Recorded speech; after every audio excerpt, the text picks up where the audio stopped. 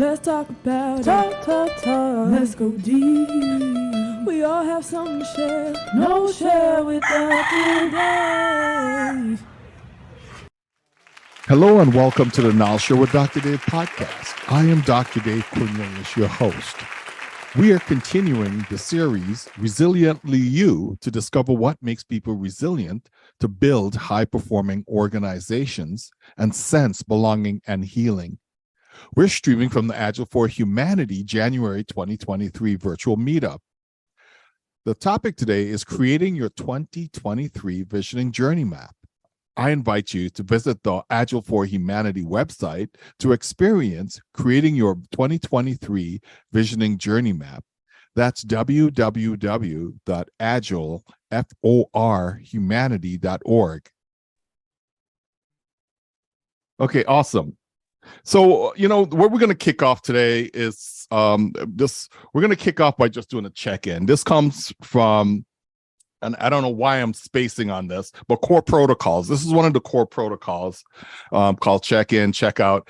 And I like using this format because it's fun and it's simple and it's easy for people to follow. So why don't we go and, we're Agilists. So just whoever wants to go first goes first. And then the first person then popcorns and calls someone else. And then down the line like that. So who wants to start? Oh, I can go first. There you go. Checking in. My name is Adrian Terry. One thing I'm grateful for is another opportunity to learn how I can make a difference. And why? That's just really important to me to know that I am making an impact, even if it's small. That's just really important to me. And then I am in. And then everyone else gets to say welcome. Welcome. Oh, come on, Patrick. Welcome. All right. Who wants to go next? Who are you going to check next, Adrian? Let's go, Cheryl. Thank you, Adrian. My name is Cheryl. I am grateful for this community and the timeliness of this opportunity. I saw the title and I'm like, I need exactly that thing. And I know Dr. Dave can deliver it. So happy to be here. Why? Because I've got, like we do, I got some struggles that I'm trying to work through. And I think a new perspective will maybe help me think through some of the challenges that I got. And I am in. Welcome. Thank you, Dave. Oh, come on, Adrian. Come on. You got to welcome people in, Patrick. I was muted. Sorry. My timing was terrible on that. This is why I was at the back of the choir. So sorry. Yeah. And that leaves Patrick.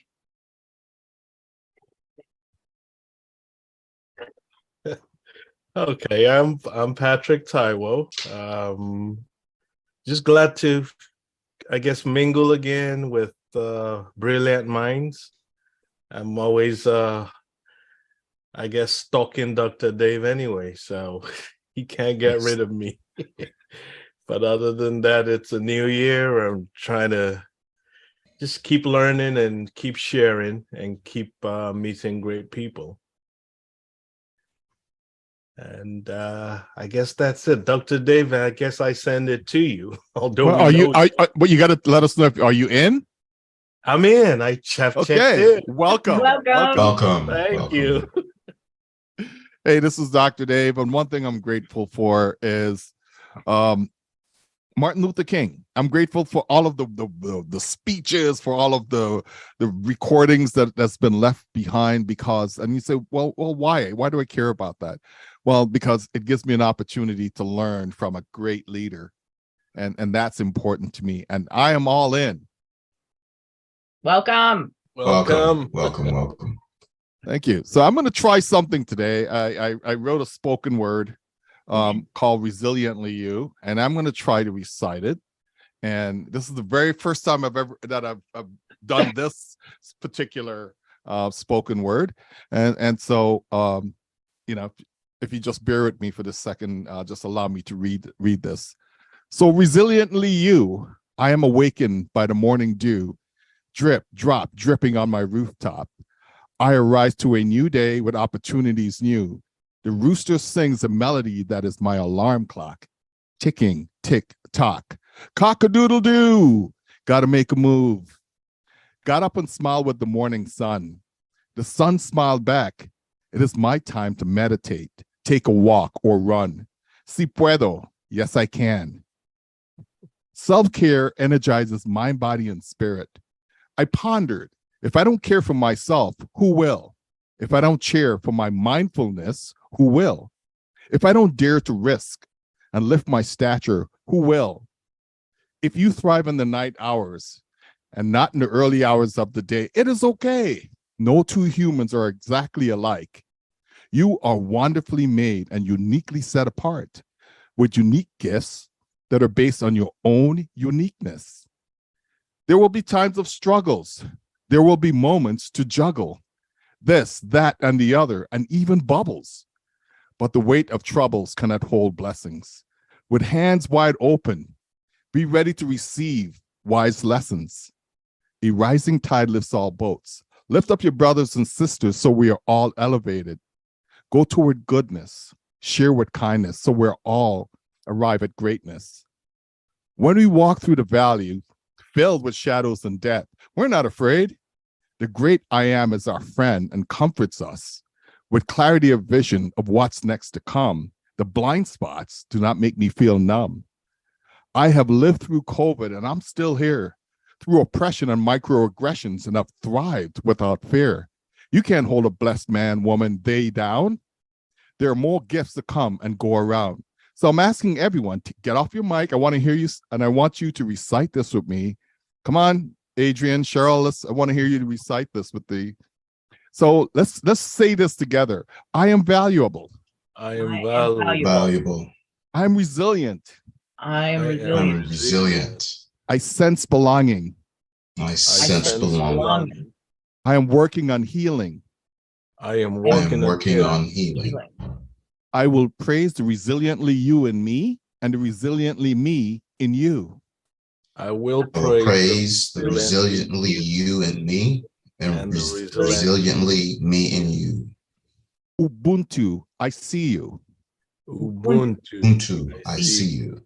Ubuntu, I value you. Ubuntu, I value you. Ubuntu, you are enough. Ubuntu, you are enough. Well, thank you. Thank you for indulging me, for allowing me to share that spoken word with you in this forum. You know, I didn't know Patrick wants to talk about Ubuntu. I know he's going to do this because this comes from, you know, tell us, Patrick, come on, tell us. No, I understand it as much as you do. I mean, Yeah. it's basically about that sense of community.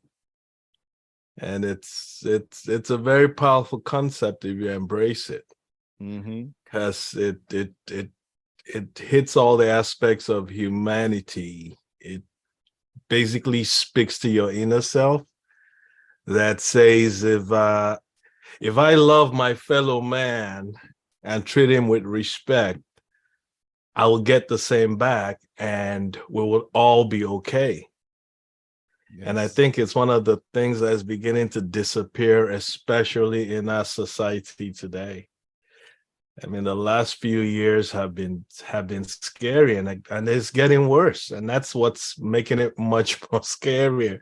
And not just getting worse, it's spreading around the world. And that's the aspect of it I don't get. It's spreading around the world at a quicker rate than the voices of reason are.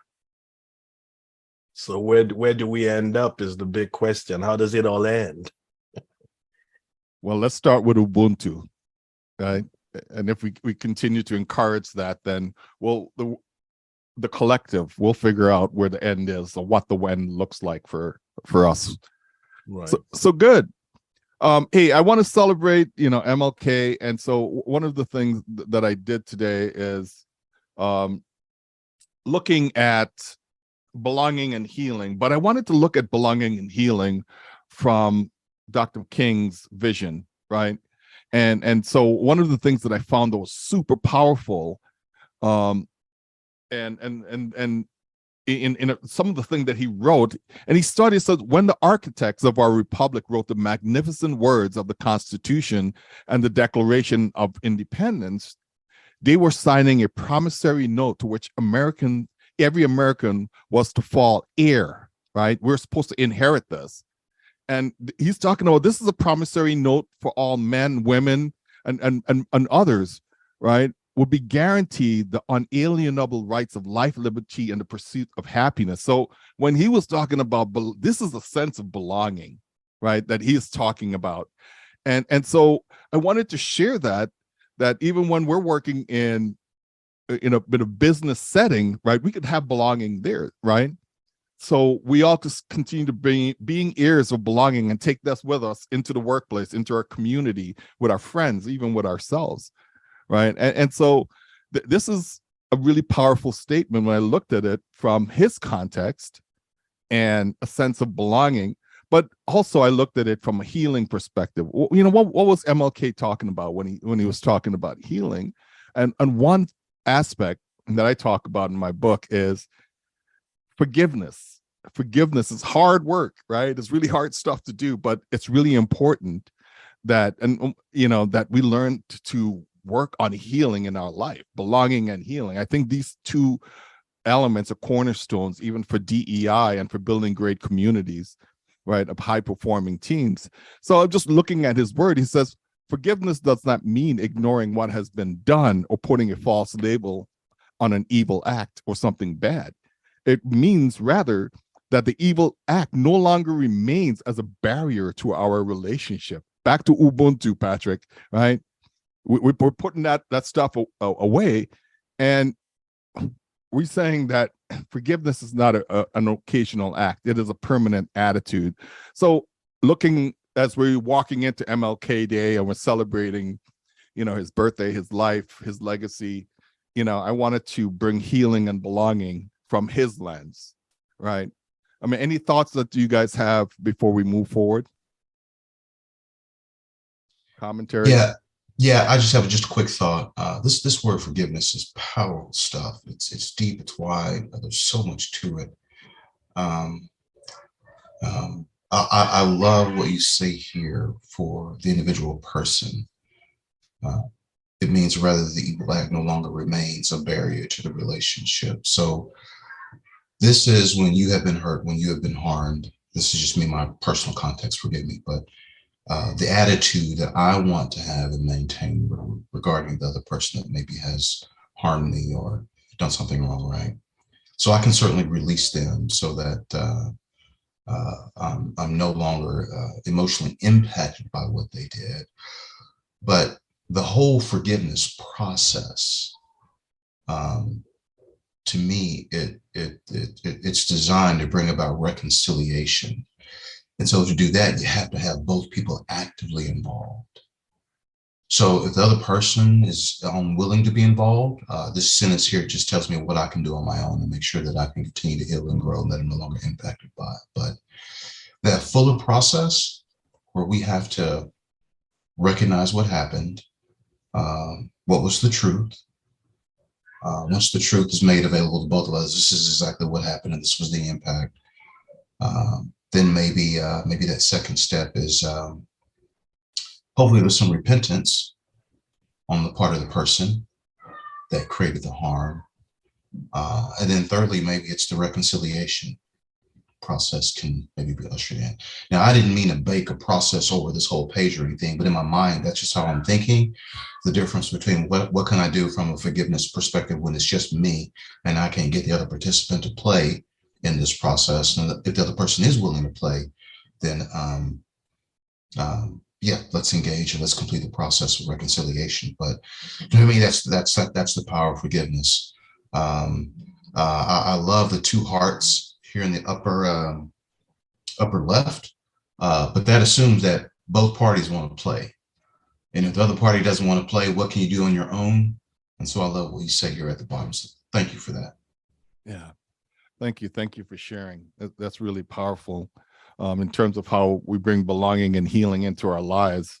And it's a really powerful thing, because just imagine being at work and you have friction, and we have friction at work, and we're going to step on each other and bring harm. Can we bring forgiveness into as a healing tool, as a healing practice in our space? So thanks for Adrian for giving some color on that. There's another thing that and that African proverbs, right? It says, when you want to go fast, go alone. So when you want to go far, you go together. So this is a well-stated African proverb that's part of the whole Ubuntu mindset.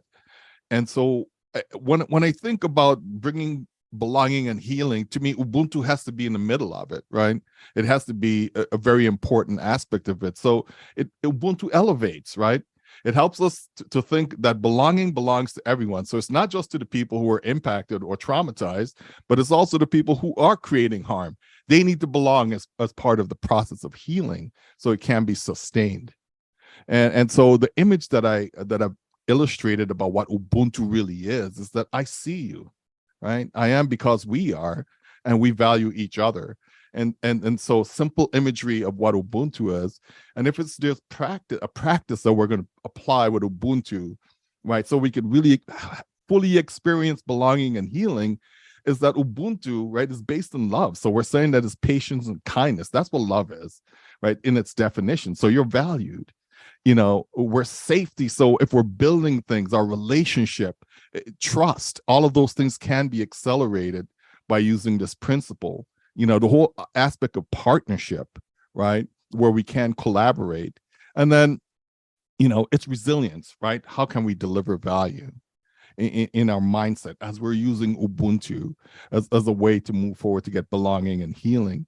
So I created an image, and a really futuristic looking image. I was thinking about the enterprise, right? And what would that look like, that if we brought this into our organization, right? We could see that one of the key things that we want to center, right? We want to deliver value. So something that's useful and good to our customers, to our people, right? Are we thinking about this in an enterprise perspective? But to allow that to happen in a continual fashion, right? We need belonging and healing. So we need Ubuntu, and we need healing that's sustainable, is resilient. And then the whole idea of diversity, equity, inclusion, right? Diversity, where we have fair representation; equity, where we're talking about equal access; and inclusion, where I'm saying limit bias, because it's hard to just get rid of it, but limit bias so we could have inclusion as well. This gives us an image, a picture of how we could all work well together, that we could deliver value, because that's what we're doing in companies, and that's what we're doing as we're working in our community. But all of these other things, the human interactions, would help to make things a lot better for us. And any comments that showed up for you after watching this image and looking at the definition of the definition that we've brought in here about Ubuntu? Anything showing up?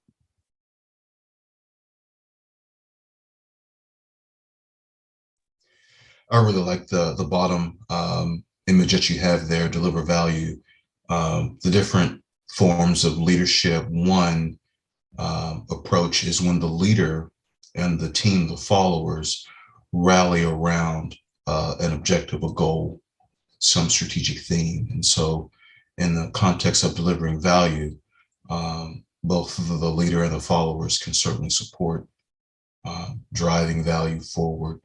But what this tells to me is, what's our overall attitude as we work towards that end? You said really well at the top of the page, I can go fast by myself, or I with a team, we can go really, really far. So I really appreciate that visual. Thank you for that. Thank you. Any other comments from anyone else? Anything that anyone else would like to add before we jump into the meat? Well, everything is the meat. That looks great. I mean, everything meshes together just right. Thank you, Patrick. Mm-hmm. So we're going to get into the work, right? And so this visioning journey map is something that I created in my new book, Belonging and Healing. And the purpose, why do we care about defining a vision visioning journey map. Why is it beneficial, right? So I'm talking about the clarity to your promise and journey, right? We have a promise. We make a promise every day we get up and we go to work.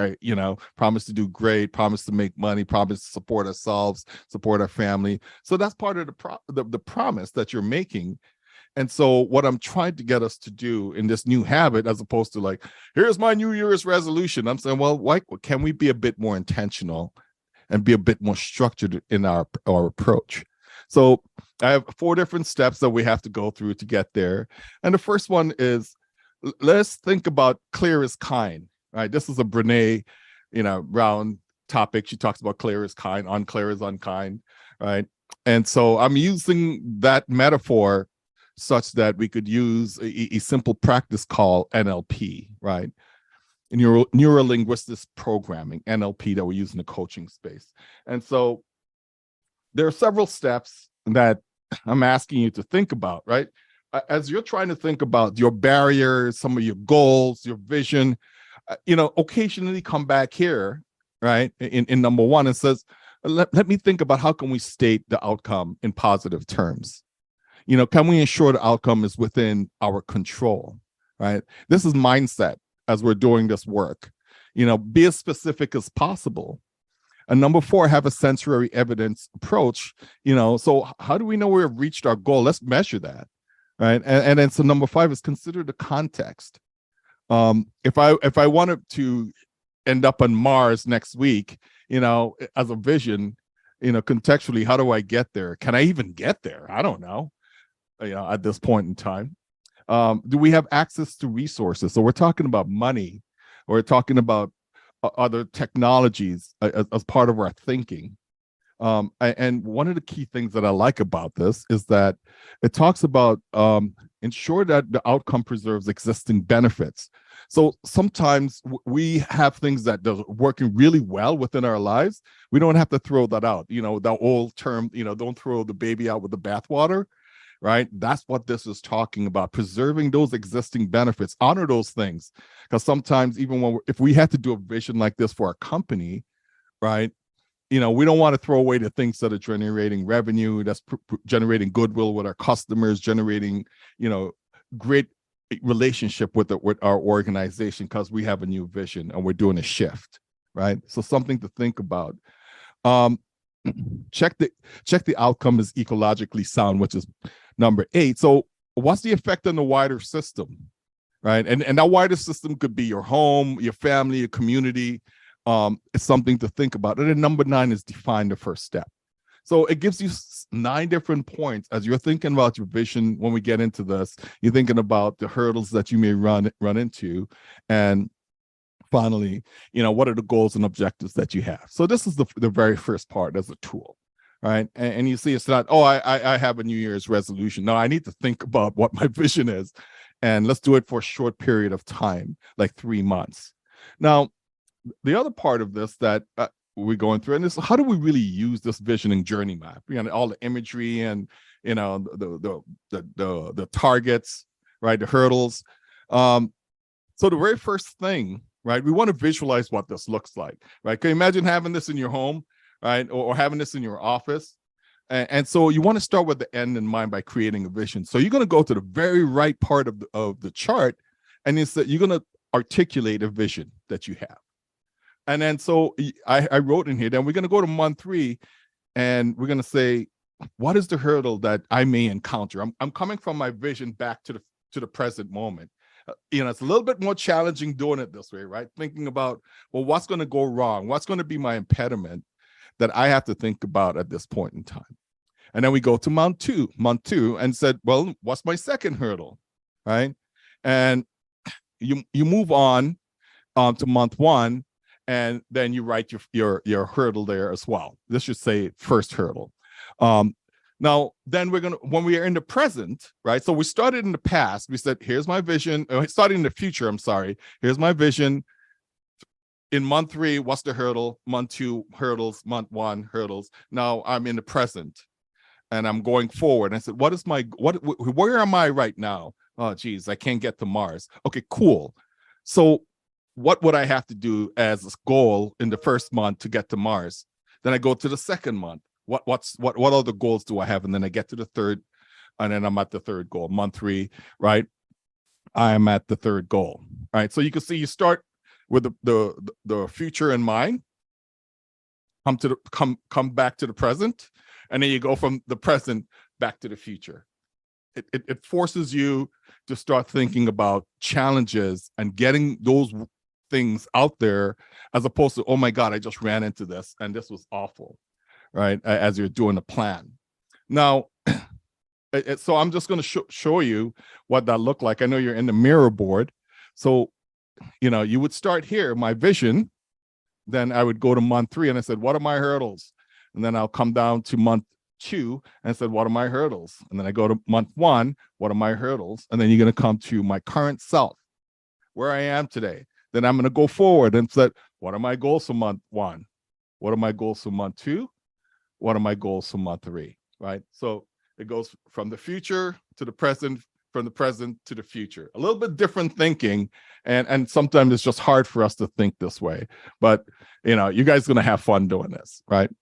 And then the third thing we want to think about, let's go deeper as we're going through this journey. So not only we're using this well-formed outcome, thinking about being positive, measuring, can we preserve what's good right now? How is it impacting our system? We want to also have some transformational questions as we're going through the journey, right? And so as we're going through, you want to say like, okay, as I'm facing a hurdle, who do I need to be? Do I need to be the tough guy, tough lady? Do I have to be the smartest in the room? Who do I need to be when I'm dealing with that hurdle? Right. And then you go on and said, in what ways might seeing the world as it is limit me? Right. This new future. How is this going to limit me as a person as I'm going through this journey? And you said, who do you get to become when you have achieved the goals of the journey? Who do you want to be? Right. And you can see this big picture. Are you floating around with all these different ideas? And you said, what are the qualities required to make you feel satisfied along the way? Right. So it's looking at the whole person as we're going on this journey. It's not just like I have a goal, but you are a human being, and every human beings have emotions, and we have, FOMO. We have also the stuff going on, fear. And this gets us to start to think about those things and address them, because they show up in the office, they show up in our family, show up in our relationship with our friends. And then also, do you have the support system you might need as you continue the journey? Who will come with us? Patrick and I have been in this journey for about 2-3 years doing different things. I mean, I love when he shows up to stuff that we're doing, support system. I mean, I love that. Cheryl, you're there, Adrian. And then finally you said, why is this vision significant to me? Why is this important to me? All right. So you could see well-formed, start with the end in mind, work your goals, the hurdles from the future to the present, work your goals from the present to the future. Ask yourself these critical questions. Any questions about, I know it's a lot to take in, and that's why I have all the instructions here, right? So you could play around with it. And then finally, the fourth thing we're going to do is a debrief, a quick debrief. So I'm going to leave some time for us, that when you finish doing this and we want to reflect, relate, and remember, what did you discover? Why were these selected hurdles important to you? And how will you move forward with goals beyond that vision? All right. So we want you to also do it. We want to also debrief the session. If you were doing this by yourself, you can do that. Matter of fact, as I'm working with clients, I'm helping them to learn how to use this tool, right? To figure out their vision for themselves, for their teams, and so on and so forth. So any questions before I get to give us a time box and you get to play? Yeah, quick question. And if you said this and I missed it, forgive me. How have you carved out our areas of real estate on the board? Do we need to stay on a particular color Post-it, or how do you want to? We're going to self-organize, so you choose. So matter of fact, I am so, I anticipate that some people just may want to do it by themselves. So you have, a couple. I have at least 4. So if you guys want to do it, each one of you select a certain area to work in, you could do that. If you choose to work on the same board, you can. You could get, hey, I have pink, or I have blue, or you could just put your initials on them, right? So part of the self-organizing practice that we use a lot in agility. You know, we're going to apply that here. Forgive me. Yeah, I did not zoom out and see that you had multiple versions of this. Got it. Thank you. Okay.